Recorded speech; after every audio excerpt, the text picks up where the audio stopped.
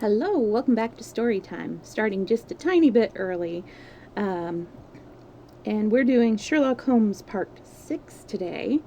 Just doing a little chatting until, to make sure that if people come in, they don't miss much. If you take meds, make sure you took your meds today. I just took mine. Woo! And having the water nice and close by. Hopefully, Snockings won't jump into my lap and knock down my tea this time. Luckily, my keyboard is okay, but I still have little drops of dried tea on my screen. Not that it really hampers anything. That's fine.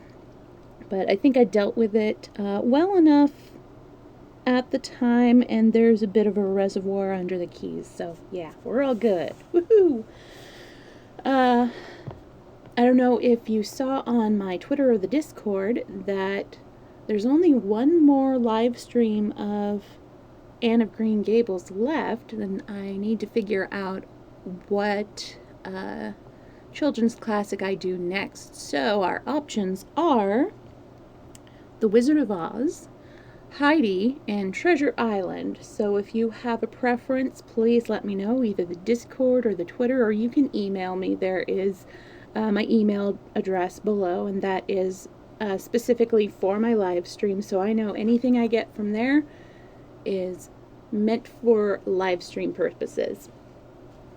Anyways, let us go ahead and get started. Hopefully we won't have something that was quite as disgusting as the one with the chopped off thumb, like last time. Sorry about that, Summer. Oh, how were your enchiladas? I hope they were tasty. They sounded tasty. Alright, so we are starting out with Adventure 11. The Adventure of the Beryl Coronet. Holmes, said I as I stood one morning in our bow window looking down the street. Here is a madman coming along. It seems rather sad that his relatives should allow him to come out alone. My friend rose lazily from his armchair and stood with his hands in his pocket of his dressing gown, looking over my shoulder. It was a bright, crisp February morning, and the snow of the days before still lay deep upon the ground, shimmering brightly in the wintry sun. Down the center of Baker Street it had been plowed into a brown crumbly band by the traffic, but at either side and on the heaped-up edges of the footpaths it still lay as white as when it fell. The gray pavement had been cleaned and scraped, but was still dangerously slippery, so that there were fewer passengers than usual. Indeed, from the direction of the Metropolitan Station, no one was coming save the single gentleman whose eccentric conduct had drawn my attention. He was a man of about 50, tall, portly, and imposing, with a massive, strongly marked face and a commanding figure. He was dressed in a somber yet rich style, in black frock coat, shining hat, neat brown gaiters, and well-cut pearl gray trousers. Yet his actions were in absurd contrast to the dignity of his dress and features, for he was running hard, with occasional little springs such as a weary man gives who is little accustomed to set any tax upon his legs. As he ran, he jerked his hands up and down, waggled his head, and writhed his face into the most extraordinary contortions. "What on earth can be the matter with him?" I asked. "He's looking up at the numbers of the houses." "I believe that he is coming here," said Holmes, rubbing his hands. "Here?" "Yes, I rather think he is coming to consult me professionally. I think that I recognize the symptoms. Ha! Did I not tell you?" As he spoke, the man, puffing and blowing, rushed at the door and pulled at our bell until the whole house resounded with the clanging. A few moments later he was in our room, still puffing, still gesticulating, but with so fixed a look of grief and despair in his eyes that our smiles were turned in an instant to horror and pity. For a while he could not get his words out, but swayed his body and plucked at his hair like one who has been driven to the extreme limits of his reason. Then, Suddenly springing to his feet, he beat his head against the wall with such force that we both rushed upon him and tore him away to the center of the room. Sherlock Holmes pushed him down into the easy-chair and, sitting beside him, patted his hand and chatted with him in the easy, soothing tones which he knew so well how to employ. "You have come to me to tell your story, have you not?" said he. "You are fatigued with your haste. Pray wait until you have recovered yourself, and then I shall be most happy to look into any little problem which you may submit to me." The man sat for a moment or more with a heaving chest, fighting against his emotion. Then he passed his handkerchief over his brow, set his lips tight, and turned his face up towards us. "No doubt you think me mad," said he. "I see that you have had some great trouble," responded Holmes. "God knows I have. A trouble which is enough to unseat any reason, so sudden and so terrible as it is. Public disgrace I might be faced, although I am a man whose character has never yet borne a stain. Private affliction also is the lot of every man, but the two coming together in so frightful a form have been enough to shake my very soul. Besides, it is not I alone. The very noblest in the land may suffer unless some way be found out of this horrible affair." "Pray compose yourself, sir," said Holmes, "and let me have a clear account of who you are and what it is that has befallen you." "My name," answered our visitor, "is probably familiar to your ears. I am Alexander Holder, of the banking firm of Holder and Stevensons, of Threadneedle Street." The name was indeed well known to us, as belonging to the senior partner in the second largest private banking concern in the city of London. What could have happened, then, to bring one of the foremost citizens of London to this most pitiable pass? We waited all curiosity until, with another effort, he braced himself to tell his story. "I feel that time is of a value," said he. "That is why I hastened here when the police inspector suggested I should secure your cooperation. I came to Baker Street by the Underground and hurried from there on foot, for the cabs go slowly through this snow. That is why I was so out of breath, for I am a man who take very little exercise. I feel better now, and I will put the facts before you as shortly and yet as clearly as I can.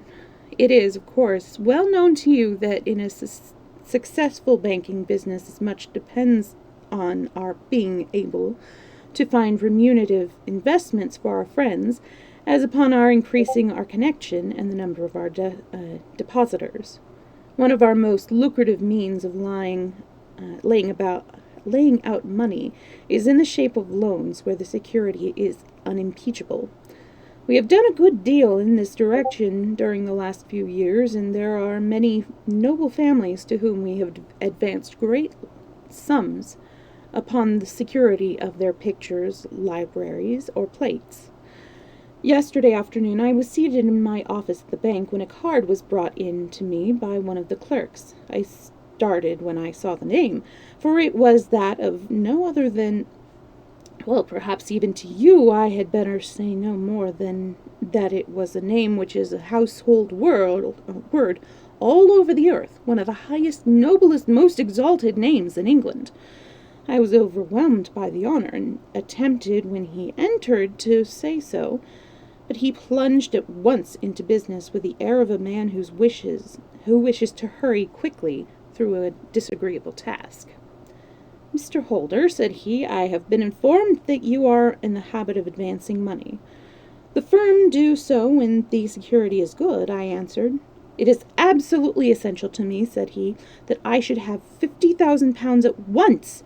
I could, of course, borrow so trifling a sum 10 times over from my friends, but I much prefer to make it a matter of business, and to carry out that business myself. In my position, you can readily understand that it is unwise to place oneself under obligations." "For how long, may I ask, do you want this sum?" I asked.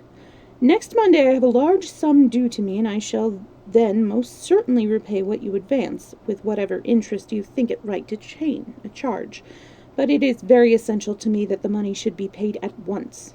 I I should be happy to advance it without further parley from my own private purse, said I, were it not that the strain would be rather more than I could bear.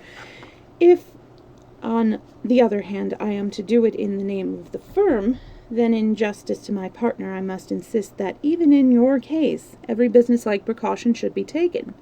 I should much prefer to have it so, said he, raising up a square black morocco case, which he had laid beside his chair.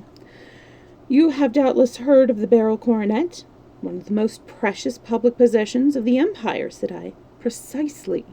He opened the case, and there, embedded in soft flesh-colored velvet, lay the magnificent piece of jewelry which he had named. There are 59 enormous barrels, said he, and the price of the gold chasing is incalculable. The lowest estimate would put the worth of the coronet at double the sum which I have asked. I am prepared to leave it with you as my security.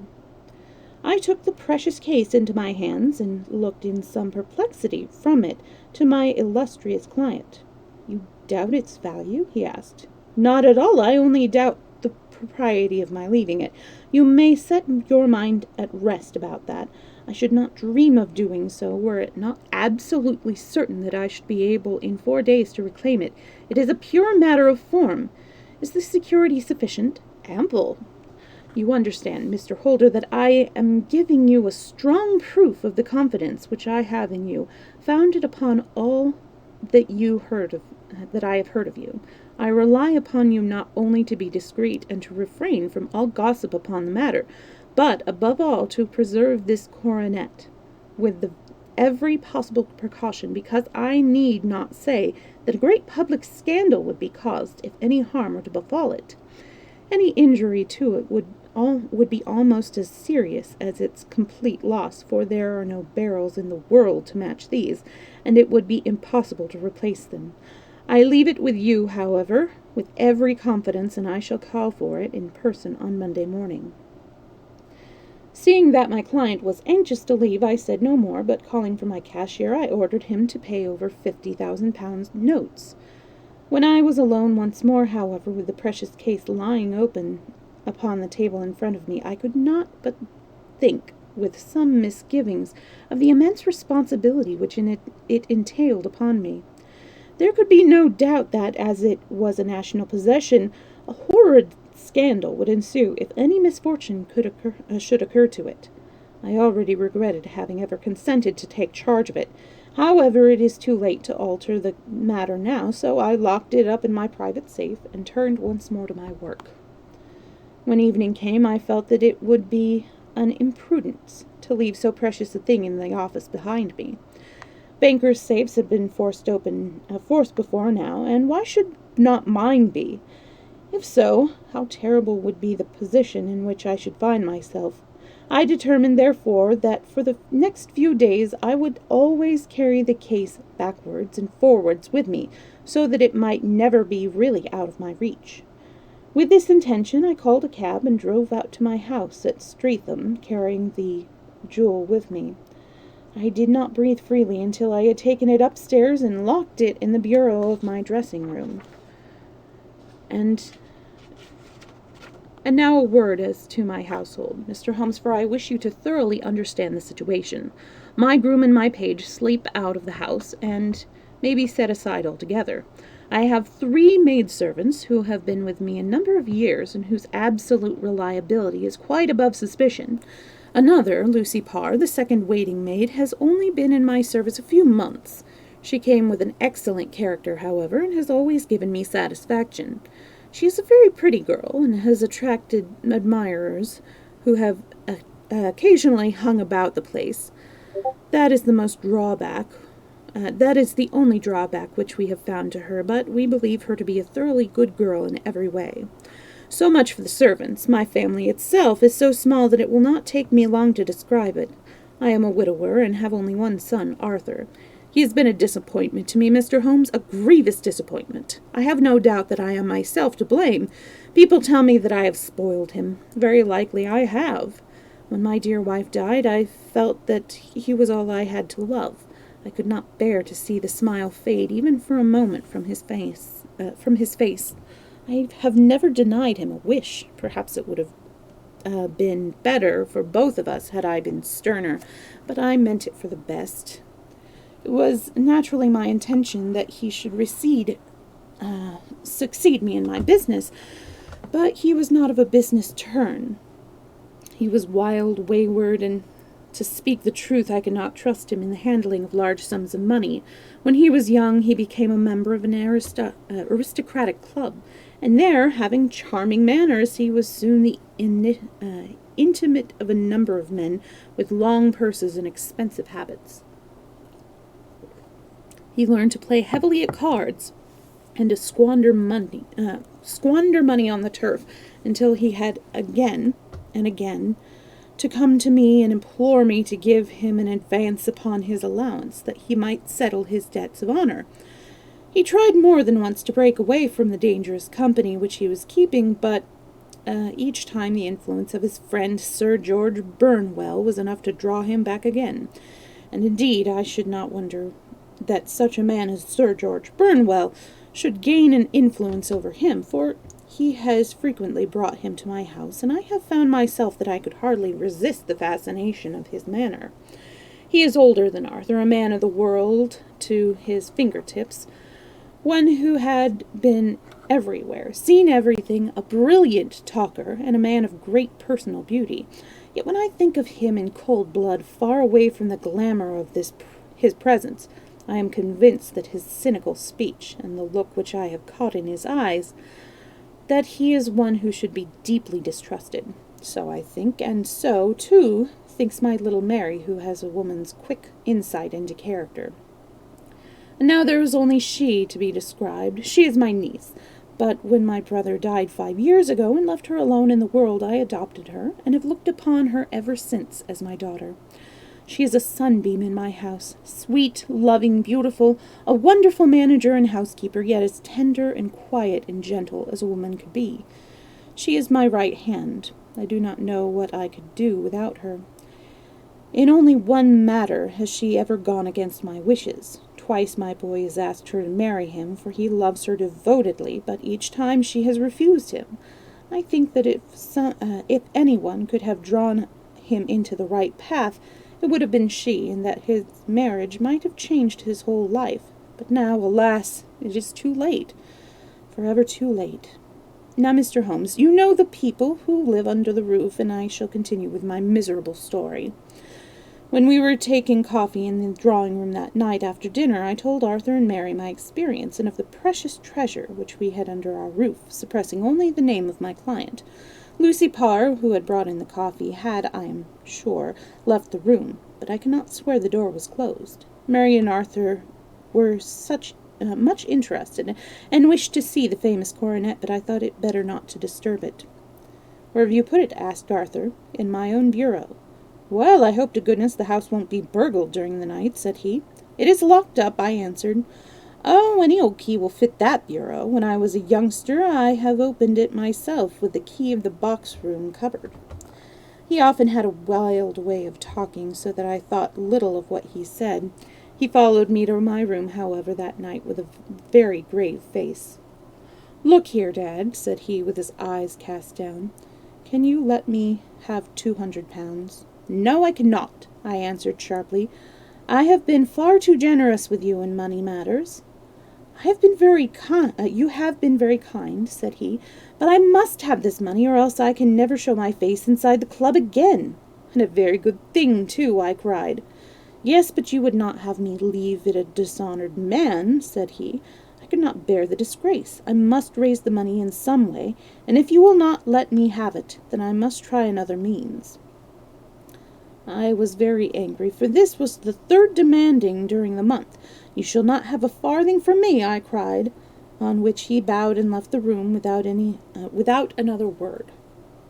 When he was gone, I unlocked the bureau, made sure that my treasure was safe, and locked it again.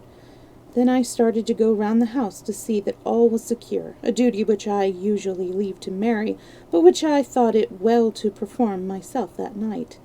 As I came down the stairs, I saw Mary herself at the side window of the hall, which she closed and fastened as I approached.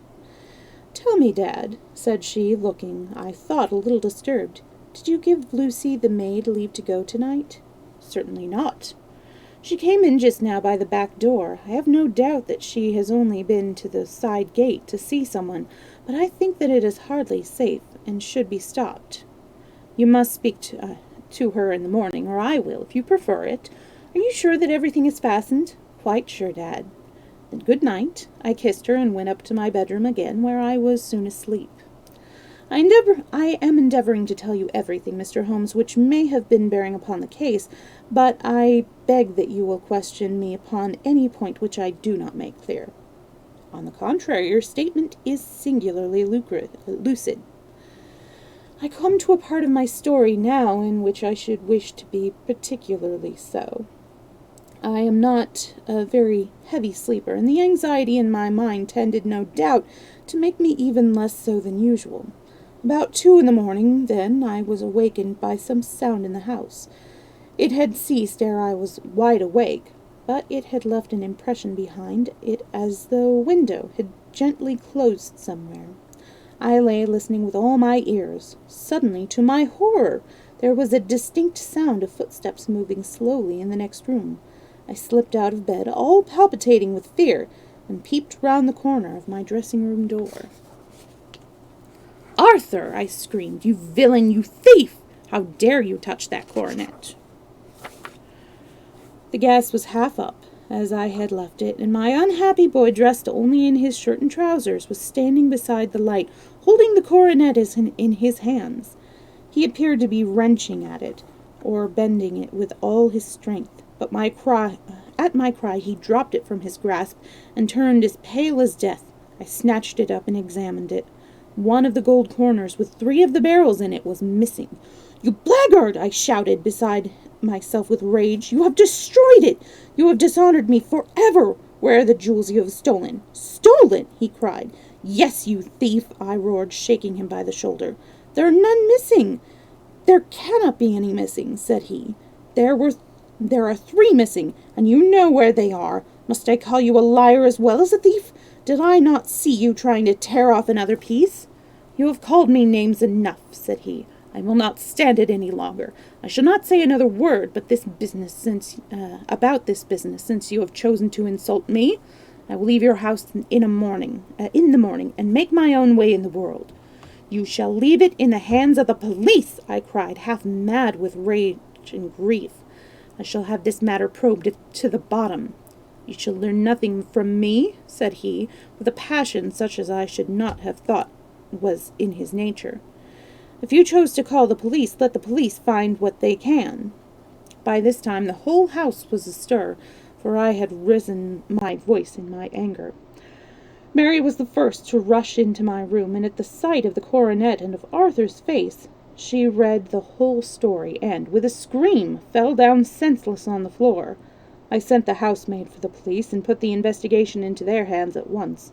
When the inspector and a constable entered the house, Arthur, who had stood sullenly with his arms folded, asked me whether it was my intention to charge him with theft. I answered that it had ceased to be a private matter, but had become a public one, since the ruined coronet was national property. I was determined that the law should have its way in everything. "At least," said he, you will not have me arrested at once. It would be at your advantage as well as mine if I might leave the house for 5 minutes." "That you may get away, or perhaps that you may conceal what you have stolen," said I. And then, realizing the dreadful position in which I was placed, I implored him to remember that not only my honor, but that of one who was far greater than I, was at stake, and that he threatened to raise a scandal which would convulse the nation. He might avert it all if he would but tell me what he had done with the 3 missing stones. "You may as well face the matter," said I. "You have been caught in the act, and no confession could make your guilt more heinous. If you but make such reparations as is in your power, by telling us where the barrels are, I shall be forgiven and forgotten. All shall be forgiven and forgotten, sorry." "Keep your forgiveness for those who ask for it," he answered, turning away from me with a sneer. I saw that he was too hardened for any words of mine to influence him.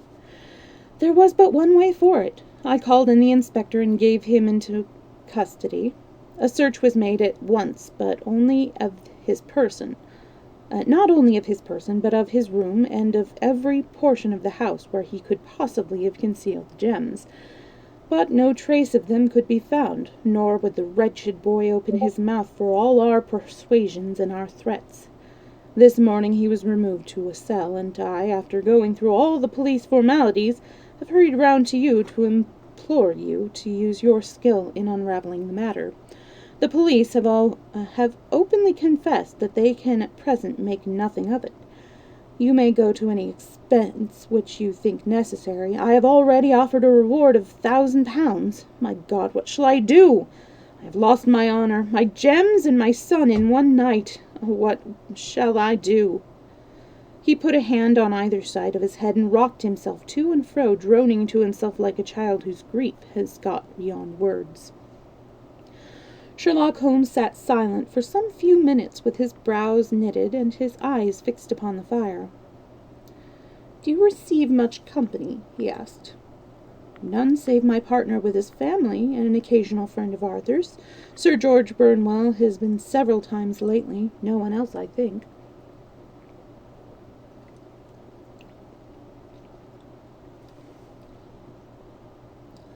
Let's see. "Do you go out much in society?" "Arthur does. Mary and I stay at home. We neither of us care for it." "That is unusual in a young girl." "She is of a quiet nature. Besides, she is not so very young. She is 24. This, perhaps, from what you say, seems to have been a shock to her." "Terrible. She is even more affected than I." "You have neither of you any doubt as of your son's guilt?" "How can we have, when I saw him with my own eyes with the coronet in his hands?" "I hardly consider that a conclusive proof. Was the remainder of the coronet at all injured?" "Yes, it was twisted." "Do you not think, then, that he might have been trying to straighten it?" "God bless you! You are doing what you can for him and for me, but it is too heavy a task. What was he doing there at all? If his purposes were innocent, then why did he not say so?" "Precisely. And if it were guilty, why did he not invent a lie? His silence appears to be cut both ways. There are several singular points about the case. What did the police think of the noise which awoke you from your sleep?" "They considered that it might be caused by Arthur's closing his bedroom door." "A likely story, as if a man bent on a felony would slam his door so as to wake a household. What did they say, then, of the disappearance of those gems?" "They are still sounding the planking and probing all the furniture in the hope of finding them." "Have they thought of looking outside the house?" "Yes, they have shown extraordinary energy. The whole garden has already been minutely examined." "Now, my dear sir," said Holmes, is it not obvious to you, now, that this matter really strikes very much deeper than either you or the police were at first inclined to think? It appears to you to be a simple case. To me it seems exceedingly complex.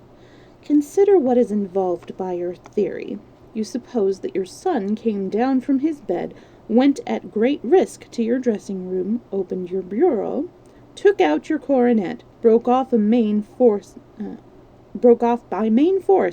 a small portion of it, went off to some other place, concealed 3 gems out of the 39, with such skill that nobody can find them, and then returned with the other 36 into the room in which he exposed himself to the greatest danger of being discovered.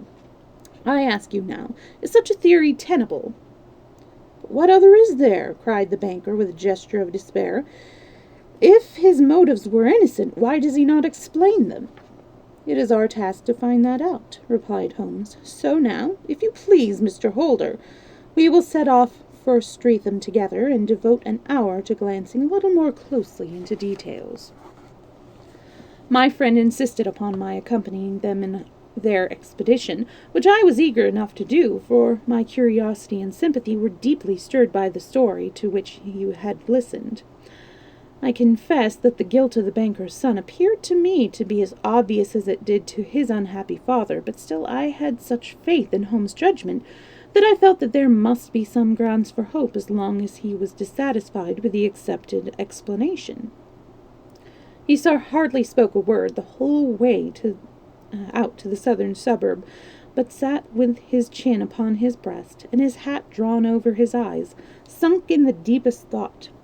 Our client appeared to have taken fresh heart at the little glimpse of hope which had been presented to him, and he even broke into a desultory chat with me over his business affairs.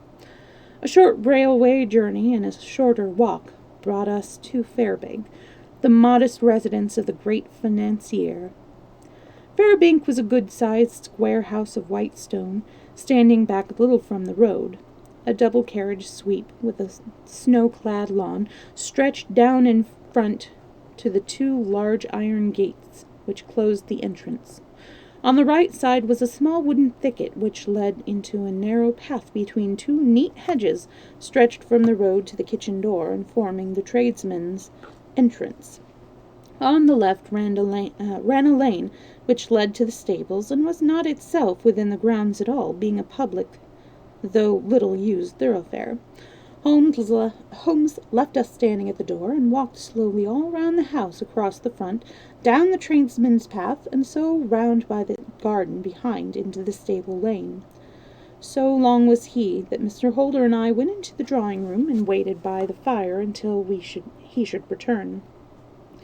We were sitting there in silence when the door opened, and a young lady came in. She was rather above the middle height, slim, with dark hair and eyes, which seemed the darker against the absolute pallor of her skin. I do not think that I have ever seen such deadly paleness in a woman's face. Her lips, too, were bloodless, but her eyes were flushed with crying. As she swept silently into the room, she impressed me with a greater sense of grief than the banker had done in the morning, and it was more striking in her, as she was evidently a woman of strong character with immense capacity for self-restraint. Disregarding my presence, she went straight to her uncle and passed her hand over his head with a sweet, womanly caress. "You have given orders that Arthur should be liberated, have you not, Dad?" she asked. No, my girl, the matter must be probed to the bottom." "But I am so sure that he is innocent. You know what women's instincts are. I know that he has done no harm, and that you shall be sorry for having acted so harshly." "Why is he silent, then, if he is innocent?" "Who knows? Perhaps because he was so angry that you should suspect him." "How could I help suspecting him when I actually saw him with the coronet in his hand?" "Oh, but he had only picked it up to look at it. Oh, do take my word for it that he is innocent. Let the matter drop, and say no more. It is so dreadful to think that our dear Arthur is in prison." "I shall never let it drop until the gems are found. Never, Mary. Your affection for Arthur blinds you to the awful consequences to me. Far from hushing the thing up, I have brought a gentleman down from London to inquire more deeply into it." "This gentleman?" she asked, facing round to me. "No, his friend. He wished us to leave him alone. He is round in the stable lane now." "The stable lane?" She raised her dark eyebrows. "What can he hope to find there?" "Ah, this, I suppose, is he. I trust, sir, that you will succeed in proving what I feel is the truth. Arthur is innocent of his crime." "I fully share your opinion, and I trust with you that we may prove it," returned Holmes, going back to the mat to knock the snow from the shoes. "I believe I have the honor of addressing Miss Mary Holder. Might I ask you a question or two?" Pray do, sir, if it may help to clear this horrible affair up." "You heard nothing yourself last night?" "Nothing until my uncle here began to speak loudly. I heard that, and I came down." "You shut up the windows and doors the night before. Did you fasten all of the windows?" "Yes." Were they all fastened this morning?" "Yes." "You have a maid who has a sweetheart. I think you remarked to your uncle last night that she had been out to see him?" "Yes, and she was the girl who waited in the drawing-room, and who may have heard uncle's remarks about the coronet." "I see. You infer that she may have gone out to tell her sweetheart, and that the two may have been planning the robbery. But what is the good of all these vague theories? Cried the banker impatiently, when I have told you that I saw Arthur with the coronet in his hands. Wait a little, Mr. Holder. We must come back to that. About this girl, Miss Holder. You saw her return by the kitchen door, I presume? Yes, and when I went to see if the door was fastened for the night, I met her slipping in. I saw the man, too, in the gloom. Do you know him? Oh, yes, he is the greengrocer who brings our vegetables round. His name is Francis Prosper. He stood, said Arthur, to the left of the door, that is to say, farther up the path than is necessary to reach the door? Yes, he did. And he is a man with a wooden leg? Something like fear sprang up in the young lady's expressive black eyes. Why, you are like a magician, said she. How do you know that? She smiled, but there was no answering smile in Holmes' thin, eager face. I should be very glad now to get upstairs, said he. I shall probably wish to give over the outside of the house again. Perhaps I had better take a look at the lower windows before I go up. He walked swiftly round from one to the other, pausing only at the large one which looked from the hall on to the stable lane. This he opened and made a very careful examination of the sill with his powerful magnifying glass. Now we shall go upstairs, said he at last. The banker's dressing-room was a plainly furnished little chamber with a grey carpet, a large bureau, and a long mirror. Holmes went to the bureau first and looked hard at the lock.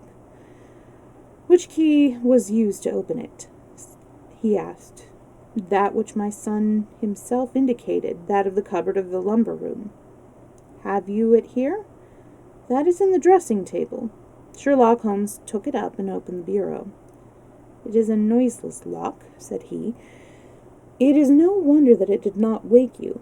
In this case, I presume, contains the coronet. We must have a look at it. He opened the case and took out the diadem. Taking out the diadem, he laid it upon the table. It was a magnificent specimen of the jeweller's art, and the 36 stones were the finest that I have ever seen. At one side of the coronet was a crooked, cracked edge, where a coronet holding 3 gems had been torn away. Now, Mr. Holder, said Holmes, here is the corner which corresponds to that which has been so unfortunately lost. May I beg that you will break it off? The banker recoiled in horror. I should not dream of trying, said he. Then I will. Holmes suddenly bent his strength upon it, but without result. I feel it give a little, said he, but though I am exceptionally strong in the fingers, it would take me all my time to break it. An ordinary man could not do it. Now, what do you think would happen if I did break it, Mr. Holder? There would be a noise like a pistol shot. Do you tell me that all this happening within a few yards of your bed, and that you heard nothing of it? I do not know what to think. It is all dark to me. Perhaps you may grow lighter as we go. What do you think, Miss Holder? I confess that I still share my uncle's perplexity. Your son had no shoes or slippers on when you saw him. He had nothing on save his trousers and shirt. Thank you. We have certainly been favored with extraordinary luck during this inquiry, and it will be entirely our own fault if we do not succeed in clearing the matter up. With your permission, Mr. Holder, I shall now continue my investigation outside. We went alone at his own request, for he explained that any unnecessary footmarks might make his task more difficult. For an hour or more he was at work, returning at last with his feet heavy with snow and his features as inscrutable as ever. I think that I have seen now all that there is to see, Mr. Holder, said he. I can serve you best by returning to my rooms. But the gems, Mr. Holmes, where are they? I cannot tell. The banker wrung his hands. I shall never see them again, he cried, and my son. You give me hopes. My opinion is no way altered. And for God's sake, what was this dark business which was acted in my house last night? If you can call upon me at my Baker Street room tomorrow morning before 9, then and 10, between 9 and 10, I shall be happy to do what I can to make it clearer. I understand that you give me carte blanche to act for you, providing only that I get back the gems, and that you replace no limit on the sum I may draw. I would give my fortune to have them back. Very good. I shall look into the matter between then and now. Goodbye. It is just possible that I may have to come over here again before evening. It was obvious to me that my companion's mind was now made up about the case, although what his conclusions were was more than I could ever dimly imagine. Several times during our homeward journey I endeavored to sound him upon the point, but he always glided away to some other topic, until at last I gave it over in despair. It was not yet 3 when we found ourselves in our rooms once more. He hurried to his chamber, and was down again in a few minutes, dressed as a common loafer, with his collar turned up, his shiny, seedy coat, his red cravat, and his worn boots. He was the perfect sample of the class. I think that this should do, said he, glancing into the glass above the fireplace. I only wish that you could come with me, Watson, but I fear that it won't do. I may be on the trail in this matter, or I may be following a will-o'-the-wisp, but I shall soon know which it is. I hope that I may be back in a few hours. He cut a slice of beef from the joint upon the sideboard, sandwiched it between 2 rounds of bread, and thrusting this rude meal into his pocket, he started off upon his expedition. I had just finished my tea when he returned, evidently in excellent spirits, swinging an old elastic-sided boot in his hand. He chucked it down into the corner and helped himself to a cup of tea. I only looked in as I passed, said he. I am going right on. Where to? Oh, to the other side of the West End. It may be some time before I get back. Don't wait up for me in case I should be late. How are you getting on? Oh, so. Nothing to complain of. I have been out to Streatham since I saw you last, but I did not call at the house. It is a very sweet little problem, and I would not have missed it for a good deal.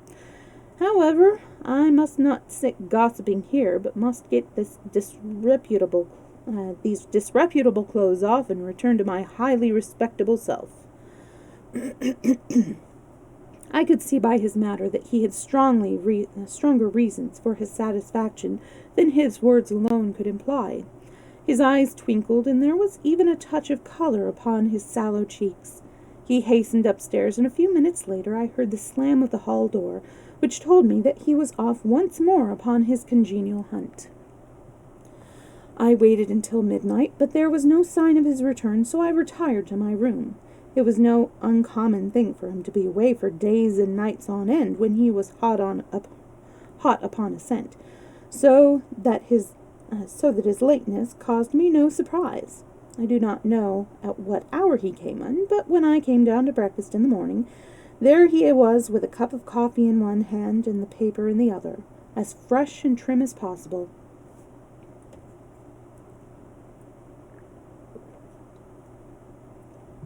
You will excuse my beginning without you, Watson, said he. But you remember that our client has rather an early appointment this morning. Why, it is after 9 now, I answered. I should not be surprised if that were he. I thought I heard a ring.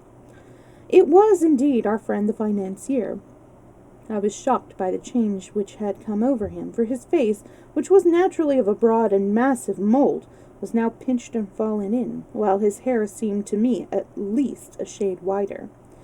He entered with a weariness and lethargy which was even more painful than his violence of the morning before, and he dropped heavily into the armchair, which I pushed forward for him. I do not know what I have done to be so severely tried, said he. Only 2 days ago I was a happy and prosperous man without a care in the world. Now I am left to a lonely and dishonored age. One sorrow comes close upon the heels of another. My niece Mary has deserted me. Deserted you? Yes, her bed this morning had not been slept in. Her room was empty, and a note lay for me upon the hall table. I had said to her last night, in sorrow and not in anger, that if she had married my boy, all might have been well with him. Perhaps it was thoughtless of me to say so. It is to that remark that she refers in this note. My dearest uncle, I feel that I have brought trouble upon you, and that if I had acted differently, this terrible misfortune might never have occurred. I cannot, with this thought in my mind, ever again be happy under your roof, and I feel that I must leave you forever. Do not worry about my future, for that is provided for, and above all, do not search for me, for it will be fruitless labor, and an ill service to me. In life or in death, I am ever your loving Mary. What could she mean by that note, Mr. Holmes? Do you think it points to suicide? No, nothing of the kind. It is perhaps the best possible solution. I trust, Mr. Holder, that you are nearing the end of your troubles. Ha! You say so. You have heard nothing, Mr. Holmes. You have learned something. Where are the gems? You would not think £1,000 apiece an excessive sum for them? I would pay 10. That would be unnecessary. 3,000 will cover the matter, and there is a little reward, I fancy. Have you your cheque-book? Here is a pen. Better make it out for £4,000. With a dazed face, the banker made out the required cheque. Holmes walked over to his desk, took out a little triangular piece of gold with 3 gems in it, and threw it down upon the table. With a shriek of joy, our client clutched it up. "You have it!" he gasped. "I am saved! I am saved!" The reaction of joy was as passionate as his grief had been, and he hugged his recovered gems to his bosom. "There is one other thing you owe, Mr. Holder," said Sherlock Holmes rather sternly. "Oh!" He caught up a pen. "Name the sum and I will pay it." "No, the debt is not to me. You owe a very humble apology to that noble lad, your son, who has carried himself in his matter as I should be proud to see my own son do, should I ever chance to have one." "Then it was not Arthur who took them?" "I told you yesterday, and I repeat today, that it was not." "You are sure of it? Then let us hurry to him at once, to let him know that the truth is known." "He knows it already. When I had cleared it all up, I had an interview with him, and, finding that he would not tell me the story, I told it to him, on which he had to confess that I was right, and to add a few details, which were not quite yet clear to me. Your news of this morning, however, may open his lips." "For heaven's sake, tell me, then, what is this extraordinary mystery?" "I will do so, and I will show you the steps by which I reached it. And let me say to you first that which is hardest for me to say and for you to hear. There has been an understanding between Sir George Burnwell and your niece Mary. They have now fled together." "My Mary! Impossible!" "It is unfortunately more than possible. It is certain. Neither you nor your son knew the true nature of this man when you admitted him into your family circle. He is one of the most dangerous men in England, a ruined gambler, an honestly desperate villain, a man without heart or conscience. Your niece knew nothing of such men. When he breathed his vows to her, as he had done to 100 before her, she flattered herself that she alone had touched his heart. The devil knows best what he said, but at least she became his tool, and was in the habit of seeing him nearly every evening." "I cannot, and I will not believe it," cried the banker, with an ashen face. "I will tell you, then, what occurred in your house last night. Your niece, when you had, as she thought, gone to your room, slipped down and talked to her lover through the window which led into the stable lane. His footmarks are pressed right through the snow so long as he had stood there. She told him of the coronet. His wicked lust for gold kindled at the news, and he bent her to his will. I have no doubt that she loved you, but there are women in whom the love of a lover extinguishes all other loves, and I think that she must have been one. She has hardly listened to your instructions when she saw you coming downstairs, on which she closed the window rapidly, and told you about one of the servants' escapades with her wooden-legged lover, which was all perfectly true. Your boy Arthur went to bed after his interview with you, but he slept badly on account of his uneasiness about his club debts.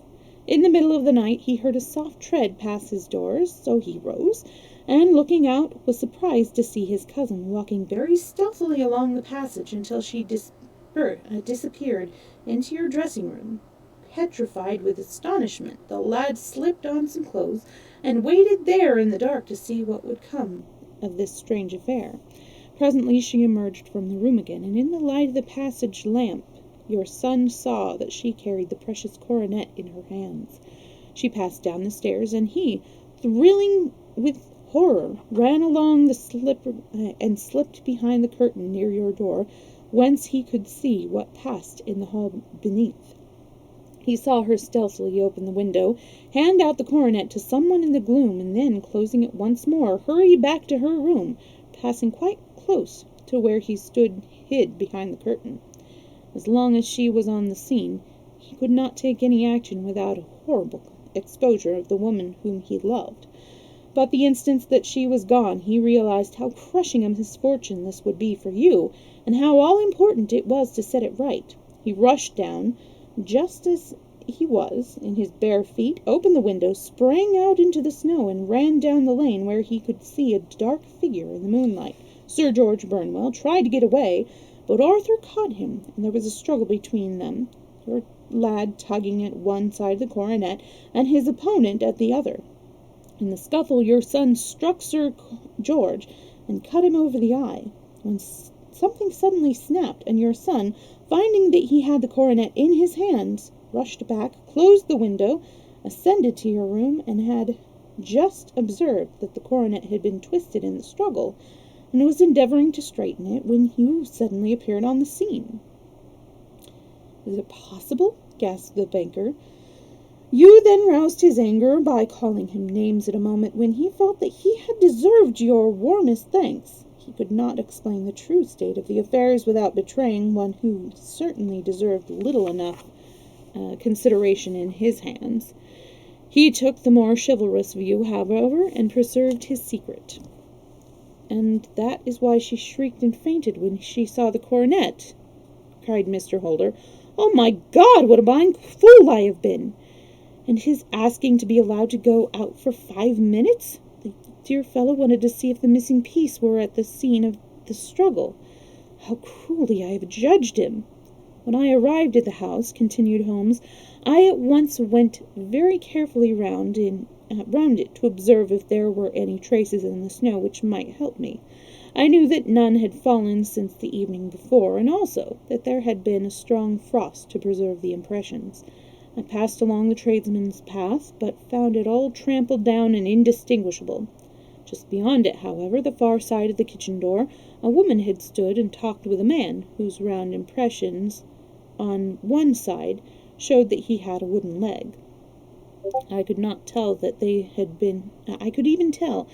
had been disturbed, for the woman had run back swiftly to the door, as was shown by the deep toe and light heel marks, while Wooden Leg had waited a little, and then had gone away. I thought at the time that this might be the maid and her sweetheart by whom you had already spoken to me, and inquiry showed it was so. I passed round the garden without seeing anything more than random tracks, which I took to be the police, but when I got into the stable lane, a very long and complex story was written in the snow in front of me. There was a double line of tracks of a booted man, and a second double line, which I saw with delight, belonged to a man with naked feet. I was at once convinced, from what you had told me, that the latter was your son. The first had walked both ways, but the other one had run swiftly, and as his tread was marked in places over the depression of the boot, it was obvious that he had passed after the other. I followed them up, and found that they led to the hall window, where Boots had worn all the snow away while waiting. When I walked to the other end, which was hundreds of yards or more which was 100 yards or more down the lane, I saw where Boots had faced round, where the snow was cut up as though there had been a struggle, and finally where a few drops of blood had fallen to show me that I was not mistaken. Boots had then run down the lane, and another little smudge of blood showed that it was he who had been hurt. When he came to the high road at the other end, I found that the pavement had been cleared, so there was an end to that clue. On entering the house, however, I examined, as you remember, the sill and framework of the hall window with my lens, and I could at once see that someone had passed out. I could distinguish the outline of an instep where the wet foot had been placed in coming in. I was then beginning to be able to form an opinion as to what had occurred. A man had waited outside the window. Someone had brought him the gems. The deed had been overseen by your son. He had pursued the thief and struggled with him. They had each struggled at the coronet, their united strengths causing injuries which neither could have effected. He had returned with the prize, but had left a fragment to the grasp of his opponent. So far I was clear. The question was now, who was the man, and who was it brought him the coronet? It is an old maxim of mine that when you have excluded the impossible, whatever remains, however improbable, must be the truth. Now I knew that it was not you who had brought it down, so there only remained your niece and the maids. But if it were the maids, why should your son allow himself to be accused in their place? There could be no possible reason. As he loved his cousin, however, there was an excellent explanation why he should retain her secret. The more so as the secret was a disgraceful one. When I remembered that you had seen her at the window, and how she had fainted on seeing the coronet again, my conjecture became a certainty. And who could it be who was her confederate? A lover, evidently, for who else could outweigh the love and gratitude which she must feel for you? I knew that you went out little, and that your circle of friends was a very limited one, but among them was Sir George Burnell. I had heard of him before as being a man of evil reputation among women. It must have been he who had worn those boots and retained the missing gems. Even though he knew that Arthur had discovered him, he might still flatter himself that he were safe, for the lad could not say a word without compromising his own family. While your own good sense will suggest what measures I took then, I went in the shape of a loafer to Sir George's house, managed to pick up an acquaintance with his valet, learned that his master had cut his head the night before, and finally, at the expense of 6 shillings, made all sure by buying a pair of his cast-off shoes. With these I journeyed down to Streatham, and I saw that they evidently fitted the tracks. I saw an ill-dressed vagabond in the lane yesterday evening, said Mr. Holder. Precisely, it was I. I found that I had my man, so I came home and changed my clothes. It was a delicate part which I had to play then, for I saw that a prosecution must be avoided to avert scandals, and I saw that so astute a villain would see that our hands were tied in the matter. I went and saw him. At first, of course, he denied everything, but when I gave him every particular that had occurred, he tried to bluster and took down a life-preserver from the wall. I knew my man, however, and I clapped a pistol to his head before he could strike. Then he came a little more reasonable. I told him that we would give him a price for the stones he held, 1,000 pounds apiece. That brought out the first signs of grief that he had shown. "Why, dash it all," said he, "I have let them go at 600 for the 3. I soon managed to get the address of the receiver, who had them, on promising him that there would be no prosecution.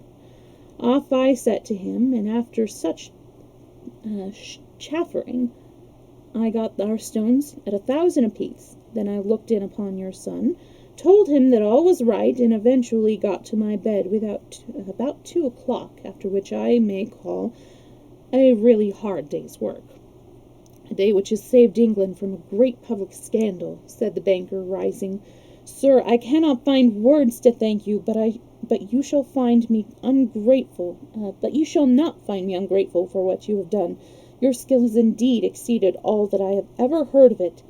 Now I must fly to my dear boy to apologize to him for the wrong which I have done. As to what you tell me of poor Mary, it goes to my very heart. Not even your skill can inform me where she is now. I think that we may safely say, returned Holmes, that she is wherever Sir George Burnwell is. It is equally certain, too, that whatever her sins are, they will soon receive a more than sufficient punishment. Snockings has decided to join me in the lap, and she's making it very difficult for me to read, as she does, because she is a cat. At least she's not knocking over my tea today. Taking a tiny break to take a drink of tea, which you're not going to knock down. Thank you very much.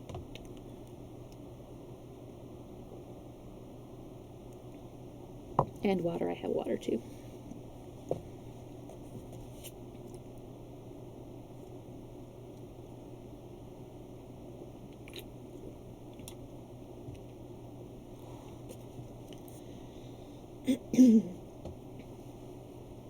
And now we will do Adventure 12, The Adventure of the Copper Beeches. To the man who loves art for its own sake, remarked Sherlock Holmes, tossing aside the advertisement sheet of the Daily Telegraph, it is frequently in his least important and lowliest manifestation that the keenest pleasure is to be derived. It is pleasant to me to observe, Watson, that you have so far grasped this truth, that in these little records of our cases, which have been good enough to draw up, and I am bound to say occasionally to embellish, you have given prominence not so much to the many causes célèbres and sensational trials in which I have figured, but rather to those incidences which have been trivial in themselves, but which have given room for those faculties of deduction and for those and of logical synthesis which I have made my special province. And yet, said I, smiling, I cannot quite hold myself absolved from the charge of sensationalism which has been urged against my records. Snockings, I can't read. Have you heard, perhaps, he observed, taking up a glowing cinder from the tongs, and lighting with it the long cherry-wood pipe, which was wont to replace his clay when he was in a disputatious, that is quite a word, a disputatious rather than a meditative mood. You have erred, perhaps, in attempting to put color and life into each of your statements, instead of confining yourself to the task of placing upon record that severe reasoning from cause to effect, which is really the only notable feature about the thing. It seems to me that I have done you full justice in the matter, I remarked with some coldness, for I was repelled by the egotism which I had more than once observed to be a strong factor in my friend's singular character. No, it is not selfishness or conceit, said he, answering, as was his wont, my thoughts rather than my words. If I claim full justice for my art, it is because it is an impersonal thing, a thing beyond myself. Crime is common, logic is rare. Therefore, it is upon the logic rather than upon the crime that you should dwell. You have degraded what should have been a course of lectures into a series of tales. It was a cold morning of the early spring, and we sat after breakfast on either side of the cheery fire in the old room at Baker Street. A thick fog rolled down between the lines of dun-colored houses, and the opposing windows loomed like dark, shapeless blurs through the heavy yellow wreaths. Our gas was lit, and shone on the white cloth and glimmer of china and metal, for the table had not been cleared yet. Sherlock Holmes had been silent in the morning, dipping continuously into the advertisement columns of a succession of papers, until at last, having apparently given up his search, he had emerged into in no very sweet temper to lecture me upon my literary shortcomings. At the same time, he remarked, after a pause during which he had sat puffing at his long pipe and gazing down into the fire, "You can hardly be open to a charge of sensationalism, for out of these cases which you have been so kind as to interest yourself in, a fair proportion do not treat of crime. It is, in its legal sense, at all. The small matter in which I endeavored to help the King of Bohemia, the singular experience of Miss Mary Sutherland, the problem connected with the man of the twisted lip, and the incident of the noble bachelor, were all matters which were outside the pale of the law. But in avoiding the sensational, I fear that you may have bordered on the trivial." "The end may have been so," I answered, "but the methods I hold to have been novel and of interest." "Pshaw, my dear fellow! What do the public and the great unobservant public, who could hardly tell a weaver by his tooth, or a compositor by his left thumb, care about the finer shades of analysis and deduction? But indeed, if you are trivial, I cannot blame you, for the days of the great cases are past. Man, or at least criminal man, has lost all enterprise and originality. As to my own little practice, it seems to be degenerating into an agency of recovering lost lead pencils and giving advice to young ladies from boarding schools. I think that I have touched bottom at last, however. This note I had this morning marks my 0 point, I fancy. Read it." He tossed a crumpled letter across to me. It was dated from Montague Place upon the preceding evening, and ran thus: "Dear Mr. Holmes, I am very anxious to consult you as to whether I should or should not accept a situation which has been offered to me as governess. I shall call at 10:30 tomorrow, if I do not inconvenience you. Yours faithfully, Violet Hunter." "Do you know the young lady?" I asked. "Not I." "It is 10:30, then?" "Yes, I have no doubt that is her ring." "It may turn out to be more interest than you think. You remember that the affairs of the Blue Carbuncle, which appears to be a mere whim at first, developed into a serious investigation. It may be so in this case also." "Well, let's hope so. But our doubts will very soon be solved, for here, unless I am much mistaken, is the person in question." As he spoke, the door opened, and a young lady entered the room. She was plainly but neatly dressed, with a bright, quick face, freckled like a plover's egg, and with the brisk manner of a woman who had her own way to make in the world. "You will excuse my troubling you, I am sure," said she, as my companion rose to greet her, "but I have had a very strange experience, and as I have no parents or relations of any sort from whom I could ask advice, I thought that perhaps you would be kind enough to tell me what I should do." "Pray take a seat, Miss Hunter. I shall be happy to do anything I can to serve you." I could see that Holmes was favorably impressed by the manner and speech of his new client. He looked her over in his searching fashion, and then, composing himself with his lips drooping and his finger-tips together to listen to her story, lids drooping. "I've been a governess for 5 years," said she, "in the family of Colonel Spence Monroe, but 2 months ago the Colonel received an appointment in Halifax, in Nova Scotia, and took his children over to America with him, so that I found myself without a situation. I advertised, and I answered advertisements, but without success. At last the little money which I had saved began to run short, and I was at my wits' end as to what I should do. There is a well-known agency for governesses in the West End called Westaways, and there I used to call about once a week in order to see whether anything had turned up which might suit me. Westaway was the name of the founder of the business, but it is really managed by Miss Stoper. She sits in her own little office, and the ladies who are seeking employment wait in the anteroom and are then shown in one by one. when she consults her ledgers and sees whether she has anything. Yeah. Oh. And then they are shown in one by one when she consults her ledgers and sees whether she has anything which would suit them. Well, when I was called in last week, I was shown into the little office as usual, but I found that Miss Stoper was not alone. A prodigiously stout man with a very smiling face and a great heavy chin which rolled down in folds upon folds over his throat, sat at her elbow with a pair of glasses on his nose, looking very earnestly at the ladies who entered. As I came in, he gave quite a jump in his chair and turned quickly to Miss Stoper. "That will do," said he. "I will not ask for anything. Capital! Capital!" He turned quite enthusiastic and rubbed his hands together in the most genial fashion. He was such a comfortable-looking man that it was quite a pleasure to look at him. "You are looking for a situation, miss?" he asked. "Yes, sir." "As governess?" "Yes, sir."